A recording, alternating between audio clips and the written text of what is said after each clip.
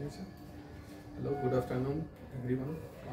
আজকে আবার আমরা সবাই একসাথে হয়েছি শনিবার দিন। রেগুলার প্রত্যেক সপ্তাহের মতো এগ্রিকালচার আমাদের অপশনাল সাবজেক্ট হিসাবে পারসিউ করার জন্য WBCS এর জন্য যে কন্টিনিউয়েশন হচ্ছিল আমরা পেপার 12 আন্ডারে আমরা বিভিন্ন রোগ সম্বন্ধে পড়ছিলাম। আজকে যেটা পড়লাম সেটা হচ্ছে সোলানেসি গোত্রের যে সমস্ত উদ্ভিদগুলো রয়েছে, যে সমস্ত ফসলগুলো আমরা পড়েছি সোলানেসি গোত্রের মানে হচ্ছে মূলত টমেটো, বেগুন, লঙ্কা, এই সমস্ত যে গাছগুলো রয়েছে, উদ্ভিদগুলো রয়েছে, সেই উদ্ভিদগুলোর মধ্যে কি কি রোগ হচ্ছে এবং কি কি সেই রোগের প্রতিকার রয়েছে সেইগুলো সম্বন্ধে আজকে আমরা জানবো। সোলানেসির এবার এই রোগগুলোর মধ্যে আমরা মোটামুটি 10টার মতো রোগ আজকে আমরা জানলাম। সেই রোগগুলোর মধ্যে প্রথমেই যেটা জানলাম আমরা ব্লাইট রোগ, যেটাকে আর্লি ব্লাইট এবং লেট ব্লাইট হিসেবে বলা হচ্ছে। দু ধরনের ব্লাইট রোগ বা ধসা রোগ সম্বন্ধে জানলাম, যেটা জলদি ধসা এবং নাভি ধসা।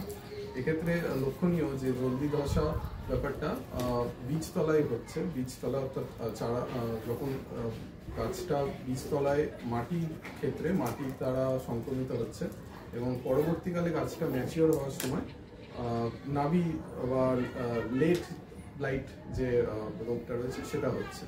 কি হয় রোগটাতে, গাছের পাতাগুলো হলদেটে বাদামি হতে থাকে এবং পরবর্তীকালে বাদামি হয়ে গাছের পাতাটা নষ্ট হয়ে যায়, ফলে ফলন কম দেখা যায়। এক্ষেত্রে ব্লাইট রোগকে প্রতিহত করার জন্য আমাদের নির্দিষ্ট দূরত্বে গাছগুলোকে বসাতে হবে এবং গাছের মধ্যে দূরত্ব যেন যাতে ঠিক থাকে সেই ব্যাপারটা দেখতে হবে। নেক্সট আমরা যেটা পড়লাম এবং আরও কিছু প্রতিকার রয়েছে, যেগুলো দেখলে কেমিক্যাল কিছু প্রতিকারগুলো রয়েছে সেগুলো দেখা যাবে। এরপর আমরা যেটা পড়লাম সেটা হচ্ছে ব্যাকটেরিয়া ঘটিত ব্যাকটেরিয়া ঘটিত ঢলে পড়া, ব্যাকটেরিয়া ঘটিত চারা ঢলা বা ব্যাকটেরিয়া ঘটিত উইল্ট বলা হচ্ছে। সেই উইল্টের ক্ষেত্রেও কি হচ্ছে, এটা এক ধরনের ব্যাকটেরিয়ার আক্রমণ, যার ফলে পাতাগুলো নুয়ে পড়ছে এবং গাছটা আলটিমেটলি নুয়ে পড়ে। এরপরে আমরা দেখলাম যে ব্যাকটেরিয়ার পরে ছত্রাক ঘটিত ঢলে পড়া বা ছত্রাক ঘটিত উইল্ট, যেক্ষেত্রেও ওই একই ধরনের উইল্ট হয়, মানে পাতা নুয়ে পড়ে, গাছটা নুয়ে পড়ে। দুটোর মধ্যে পার্থক্য রয়েছে যে একটাতে ছত্রাক দ্বারা আক্রমণ হচ্ছে আর একটাতে ব্যাকটেরিয়া দ্বারা আক্রমণ হচ্ছে। কি করে বোঝা যায় যে ছত্রাকের আক্রমণের জায়গাটায় ছোট অবস্থায় হয়, ব্যাকটেরিয়া আক্রমণটা বড়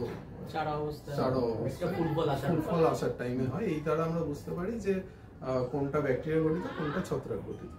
আচ্ছা, এদেরও কিছু প্রতিকার রয়েছে, যেখানে আমরা ছত্রাক ঘটিত যে কোনো জায়গায় কপার অক্সিক্লোরাইড ব্যবহার করতে পারি স্প্রে করে 4 গ্রাম পার লিটার অনুযায়ী, এবং ইমিডাক্লোপ্রিড ইউজ করতে পারি। ব্যাকটেরিয়ার জাতীয় যে স্ট্রেপ্টোসাইক্লিন ব্যবহার করতে পারি, যেখানে ব্যাকটেরিয়া ঘটিত রোগগুলো দেখা যাচ্ছে।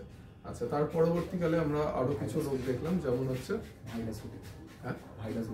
ভাইরাস ঘটিত কিছু রোগ দেখলাম। পাতা কোঁকড়ানো বা লিফ কার্ল বলা হচ্ছে। সেই লিফ কার্লের ক্ষেত্রে পাতাগুলো কুঁকড়ে যায় এবং কুঁকড়ে যাওয়ার ফলে পাতার যে স্বাভাবিকভাবে সালোকসংশ্লেষ কম হয় এবং গাছটা বড় হয় না। এবং বাহক হচ্ছে ওই জাপ পোকা এবং সাদা মাছি এবং শ্যামা পোকা, এই দুটো হচ্ছে এদের বাহক। এরা এই রোগটাকে বহন করে নিয়ে যায় এবং এদেরকে কন্ট্রোল করার জন্য, প্রতিহত করার জন্য আমাদেরকে ব্যবহার করতে হচ্ছে ইমিডাক্লোপিড। ইমিডাক্লোপিডকে ঠিকঠাক পরিমাণে ব্যবহার করলে এই দুটো মাছি বা এই ধরনের যে পোকা অর্থাৎ বাহক পোকাগুলোকে ধ্বংস করা যায় এবং মানে একই রকম ভাবে রোগ থেকেও, ভাইরাস ঘটিত রোগ থেকেও মুক্তি পাওয়া যায়। এক্ষেত্রে আরো একটা আমরা আজকে এক্সট্রা নলেজ হিসেবে জানলাম যে আমাদের রেগুলারকার যে দিনে আমরা যে শুটকি মাছ খাই, সেই শুটকি মাছের ক্ষেত্রেও কিছু কীটনাশক ব্যবহার করা হয়, যেটার মধ্যে এই ইমিডাক্লোপিড ব্যবহার করা হচ্ছে।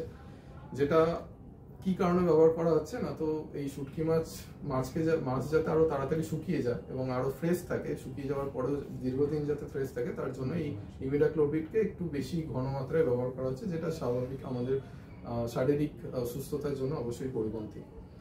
আচ্ছা, এরপরে আবার যদি রোগের মধ্যে ফিরে আসি, তাহলে এরপরে রোগ আছে তুলসী রোগ। গাছের ক্ষেত্রে হচ্ছে লিটল লিফ তার নাম।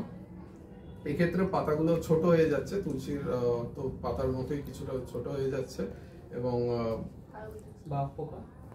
বাহক পোকা হচ্ছে বাদামি জ্যাসিড, এই হচ্ছে বাহক পোকা। থায়োমিথক্সাম নামক এক ধরনের কেমিক্যাল রয়েছে, সেই কেমিক্যালকে এখানে এর বাহক পোকাকে প্রতিহত করতে ব্যবহার করা হচ্ছে। তারপরে হচ্ছে আমাদের শিকড় ফোলা রোগ, রুট নট বা শিকড় ফোলা রোগ। এক্ষেত্রে কি হয় যে গাছের যে শিকড়গুলো রয়েছে সেই শিকড়ের মধ্যে ছোট ছোট ফোলার মতো অংশ দেখা যায়। এই ফোলাগুলোর ফলে গাছের মূলটা ক্ষতিগ্রস্ত এবং গাছটা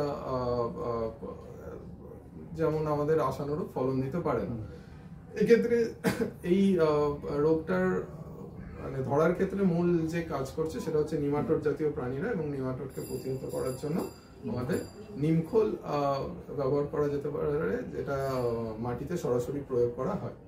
আচ্ছা, তারপরে আসছে আমাদের ফল ও পাতা পচা রোগ, অর্থাৎ এটাও বেগুনের ক্ষেত্রে বেশি দেখা যায়। অর্থাৎ বেগুনের আমরা বাজারে যে বেগুনের দেখি যে সামান্য বাদামি হয়ে গেছে, একটু ভেজা বাদামি যে রংটা, সেই বাদামি রংটা এই রোগের জন্যই হয়, এবং এটাকে প্রতিহত করার জন্য কার্বেন্ডাজিম ব্যবহার করা হয়।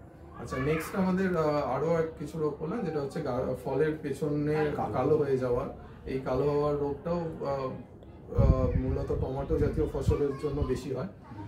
আচ্ছা, এবং এর মূল কারণ হচ্ছে ক্যালসিয়ামের অভাব। তো যেহেতু ক্যালসিয়ামের অভাবে এই রোগটা হচ্ছে, তাহলে আমাদের বেশি পরিমাণে ক্যালসিয়াম দিতে হবে, এবং ক্যালসিয়ামের জন্য আমাদের সব থেকে ভালো এখানে পাওয়া যাচ্ছে অর্থাৎ ইজিলি, যেটা হচ্ছে ব্লিচিং পাউডারকে ব্যবহার করা হচ্ছে একে প্রতিহত করার জন্য।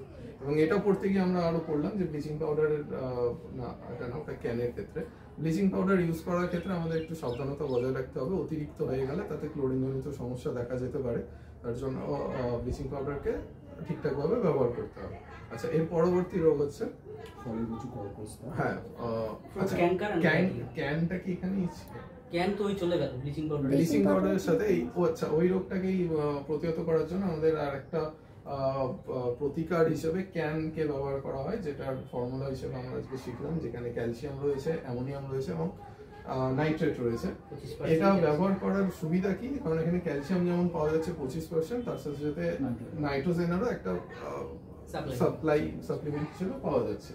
তো এখানে ক্যান পড়লাম। আচ্ছা, নেক্সট আমরা বললাম ক্যাঙ্কার রোগ হয়। ক্যাঙ্কার রোগটা সম্বন্ধে অনেকেই আমরা দেখেছি, লেবুর ক্ষেত্রে বেশি দেখা যায়। ফলের মধ্যে এবং কাণ্ডের মধ্যে কিছু ফোলা অংশ দেখা যায়, যেটা থেকে কিছু ক্ষরণ দেখা যায়, যেটা মূলত বোরনের অভাবে হয়। এবং এই ক্যাঙ্কার রোগ হওয়ার ফলে ফলটা অপুষ্ট হয় এবং সাথে সাথে ফেটে যায়। তার জন্য আমাদের বোরাক্স ইউজ করতে হবে প্রতিকারের জন্য।